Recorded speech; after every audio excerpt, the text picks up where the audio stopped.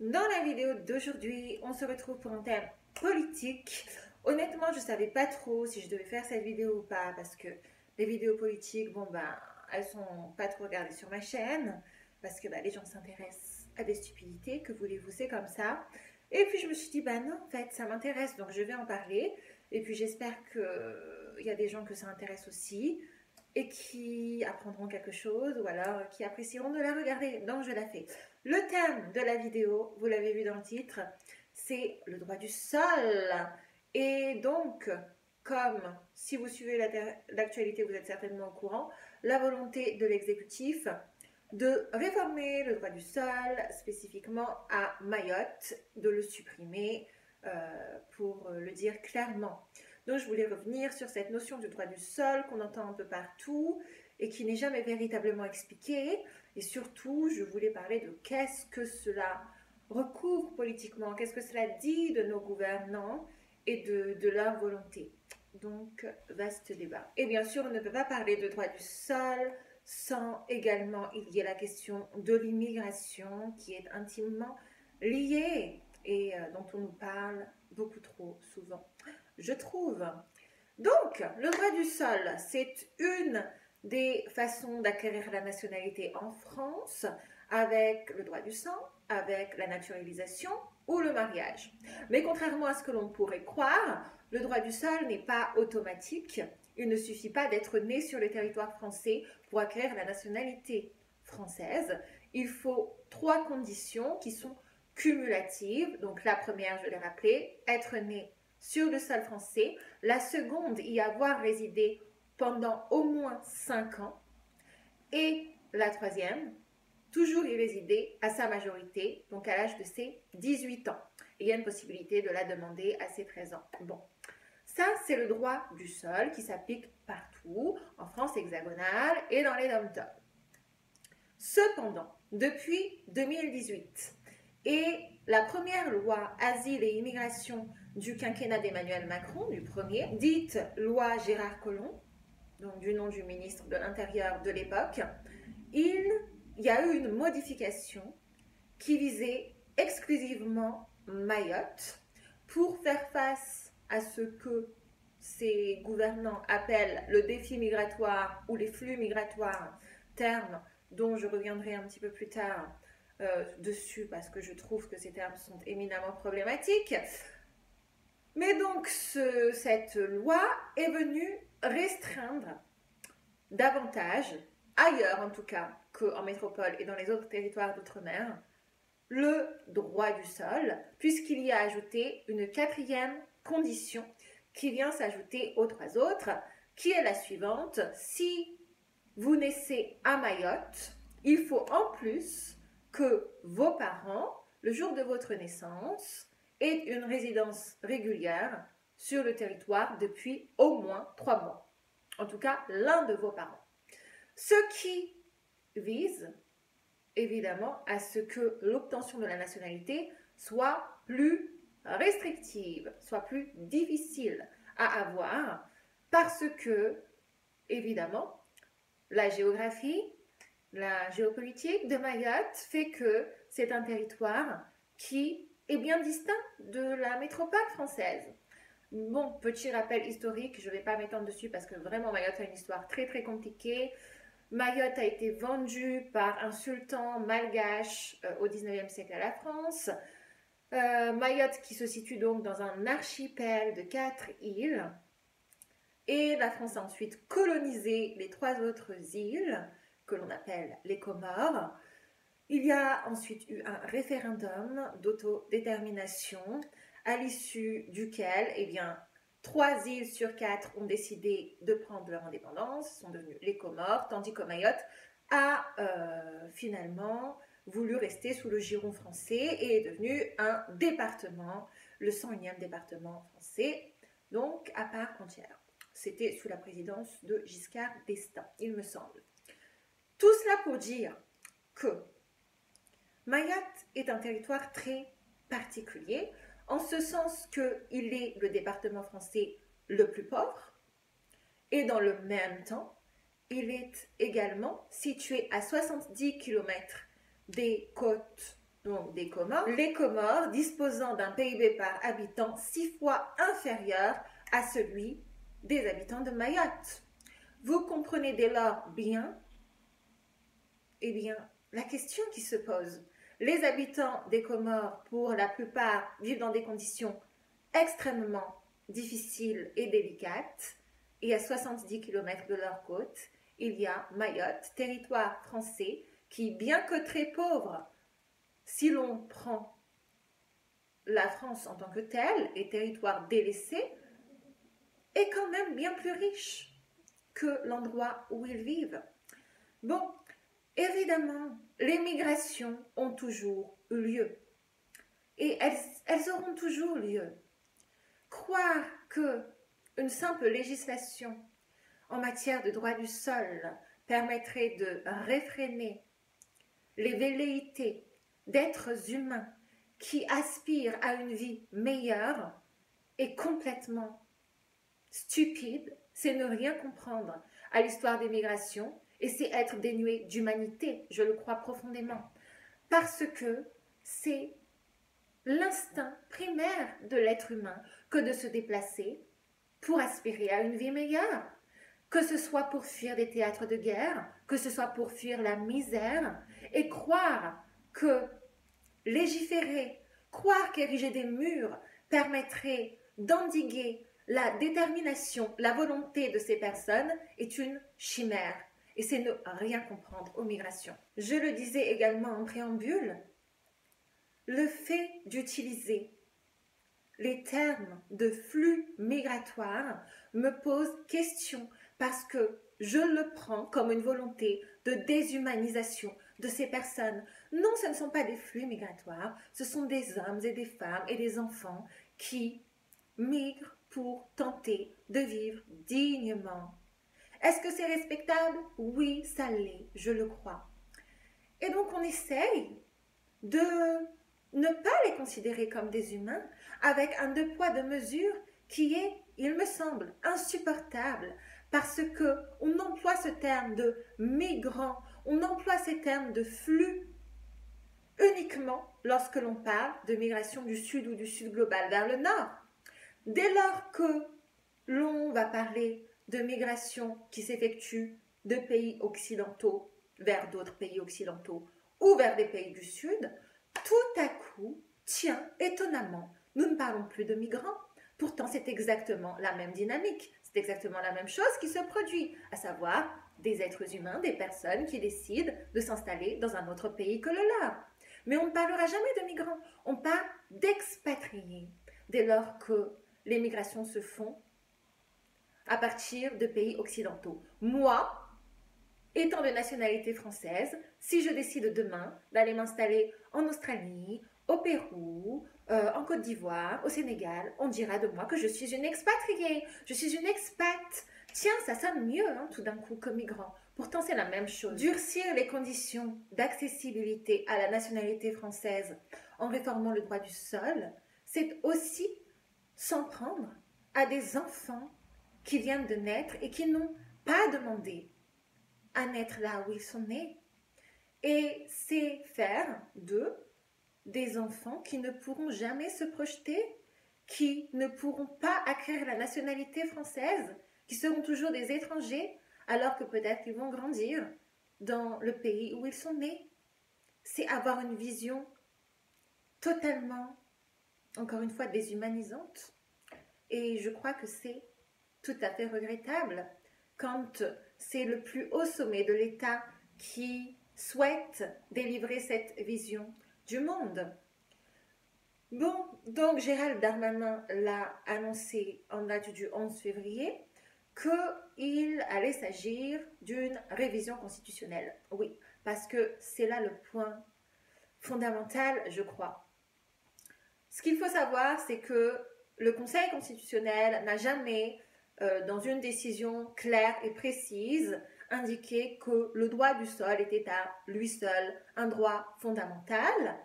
Néanmoins, de l'avis de la plupart des professeurs de droit public, réformer le droit du sol exclusivement à Mayotte reviendrait à contrevenir à l'article 1er de la Constitution qui dispose que la République française est une et indivisible.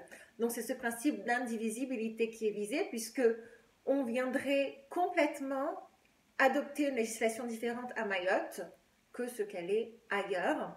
Et bien que la Constitution prévoit des petits ajustements pour les territoires d'outre-mer en vertu des spécificités géographiques, là, ça serait quand même une grande évolution et de l'avis donc de la plupart des personnes qui s'intéressent au sujet, ce serait trop grand.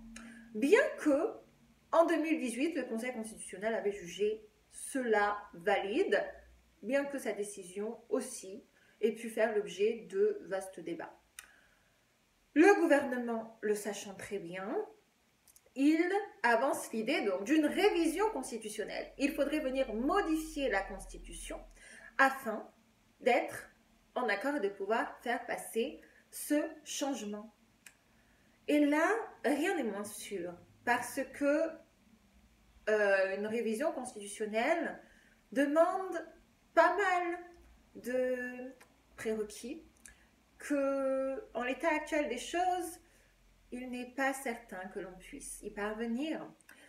Pour réviser la Constitution, bon, en gros, il faudrait réunir les deux chambres en congrès et les faire voter dans les mêmes termes un texte qui serait adopté à la majorité des 3/5. Et vous le savez certainement, à l'Assemblée nationale, le gouvernement ne dispose que d'une majorité relative. Autrement dit, il n'a pas la majorité. Mais le Sénat étant de droite, bon, pourquoi pas? Peut-être qu'il pourrait aboutir à une majorité des 3/5, on n'en sait rien. Ou alors, il pourrait procéder par voie référendaire, mais non pas le biais d'un référendum tout simplement. Mais là, je pense qu'il ne s'y hasardera pas. Toutefois, ce qui me semble être aussi un élément très inquiétant, c'est que pour moi, il s'agit d'une brèche qui est ouverte. On parle du territoire de Mayotte et des habitants, donc les Mahorais, qui sont excédés parce que, oui, la République française les a délaissés et il ne s'agit pas là de nier les difficultés qui sont rencontrées à Mayotte, que ce soit le manque d'infrastructures, que ce soit le manque d'accès à l'eau potable ou la désertification des services publics. Mais à qui le doit-on? Si ce n'est à une gestion catastrophique des pouvoirs publics, des gouvernants qui se sont succédés et des politiques qui ont délaissé Mayotte et qui le gèrent de très loin comme un territoire d'outre-mer que l'on pourrait encore considérer comme une gestion coloniale des choses. Je le pense fortement. Mais au lieu de s'en prendre aux politiques, les Mahorais, bien sûr, on ne va pas généraliser, certains d'entre eux ont décidé, dans une vaste entreprise que l'on connaît malheureusement, que l'on ne connaît que trop bien, à s'en prendre aux plus faibles, à s'en prendre à ceux qui n'ont rien, et donc de désigner des boucs émissaires. Les boucs émissaires, ce sont les Comoriens, ce sont les Malgaches, ce sont les Africains qui viennent chez nous, nous prendre, nous voler nos droits. Non, non. La vérité, c'est que l'État ne joue pas son rôle à Mayotte et dans de très nombreux territoires d'outre-mer. Et au lieu de s'en prendre aux principaux responsables, on préfère désigner, comme à la vindicte populaire, des personnes qui n'y sont pour rien et qui n'aspirent qu'à vivre dignement. Parce que, évidemment, les responsables sont plus difficilement atteignables. Mais est-ce une raison de voguer comme cela au plus bas instinct? Non, je ne crois pas. Et je trouve que c'est absolument détestable. Je trouve cela détestable, au plus haut point. Voilà. Mais donc, je le disais, au-delà de Mayotte, c'est une brèche qui est ouverte parce que il n'a pas fallu quelques jours pour que le débat, plus largement, s'entrevoie à l'échelle hexagonale et à l'échelle donc de la France dans son entièreté. Vous avez Gérard Larcher, le président du Sénat, qui parle déjà de l'étendre à la Guyane, à Saint-Martin. Vous avez le Rassemblement national et Reconquête qui parle de suppression du droit du sol à l'ensemble du territoire français. Et là, on n'y est pas du tout. Parce que le droit du sol, tel qu'il s'est constitué en France, est un fondement républicain. Et oui, depuis la toute première constitution de la République française, celle de 1791, on prévoyait déjà le droit du sol. Et on peut même remonter à 1515. Mais ces gens ne connaissent pas l'histoire. Ils se fichent de l'histoire. Ils n'ont que la haine qui les guide et leur haine de l'étranger. Donc, loin d'une conception qui consisterait à ce que la nationalité française s'hérite ou se mérite, en France, on a une vision beaucoup plus humaniste des choses qui consiste à ce que la nationalité française puisse être détenue par toute personne qui souhaite partager un commun et des valeurs communes. Et je trouve que c'est une très belle chose. S'en prendre au droit du sol revient à renier l'héritage républicain et je crois que c'est encore une fois un signe très inquiétant de droitisation, d'extrême droitisation du champ politique français. Et je suis obligée de relever que malheureusement tout le monde regarde ailleurs et qu'on ne prend pas bien en compte la gravité de la situation. J'ose le dire, parce qu'après tout, on n'est pas concerné. Je pense que ni vous ni moi ne sommes concernés, alors bon, c'est pas bien grave. Mais oui, aujourd'hui c'est le droit du sol. Et demain, qu'est-ce que ce sera comme fondamental? Mais aujourd'hui, effectivement, c'est le droit du sol. Et demain, qu'est-ce que ce sera comme principe fondamental que l'on voudra restreindre ou abolir? Je vous le demande.